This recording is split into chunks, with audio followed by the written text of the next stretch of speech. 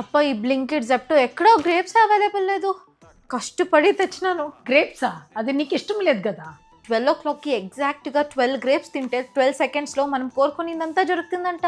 ఇది ఒక Spanish tradition. Spanish tradition ఇండియాలో వర్క్ అవుతుందా? మా అసలు ఇదంతా ఎవరు మా ఇట్లా నలిపేసింది? నేనేదో విజన్ బోర్డ్ చేసాక తెచ్చిన్నాను.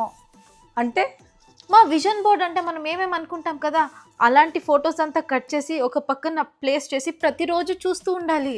ఇటంతా నలిపేస్తే ఎట్లా మా డ్రీమ్స్ని? మనం ఏం చేయకపోయినా చూస్తూ ఉంటే అయిపోతుందా? ఏయ్, ఏం చేస్తున్నావు? అట్లా దంకుంటా ఉండవు. టేబుల్ కింద కూర్చొని గ్రేప్స్ తినాలంట, అందుకే ప్రాక్టీస్ చేస్తాను. 12 గంటలకే మన ఇంట్లో కేక్ కటింగ్ వచ్చేయండి. ఎగ్జాక్ట్ 12కి నేను టేబుల్ కింద ఉంటా. ఎవరు వచ్చి నేను డిస్టర్బ్ చేయదండి. ఫస్ట్ ఆ గ్రేప్స్ గబగబా అని తినాలి. దాంట్లో విషెస్ ఎక్కడైనా మర్చిపోతానేమో అని భయం వేస్తుంది. సో అస్సలు డిస్టర్బ్ చేయదండి, ఓకేనా? సర్లేమ్మా, నిన్ను డిస్టర్బ్ చేయను. ఇన్స్టాగ్రామ్లో, యూట్యూబ్లో ప్రతి ఒక్కరు వాళ్ళ లైఫ్ అచీవ్మెంట్స్ పెడతా ఉన్నారు ఈ 2025లో. నేను పెడదాం అనుకుంటే ఒక్కటే లేదు. ఇదంతా వర్క్ అవుతుందనేసి ఎవరు కావ్యానికి చెప్పింది? 2025లో ఏమేం కాకూడదు అదంతా విజన్ బోర్డులో పెట్టినాను.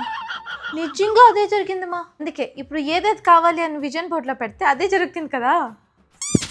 ఈ తెలివితేటలకేం తక్కువలే పో.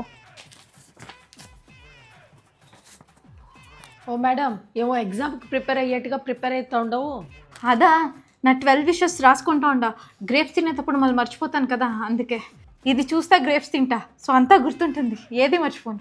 ఇంత శ్రద్ధగా నీ చదువులు చూపించింటే ఈ గ్రేప్స్ని విజన్ బోర్డ్ని నమ్ముకునే పరిస్థితినే వస్తావు. ఏం చెప్పావురా?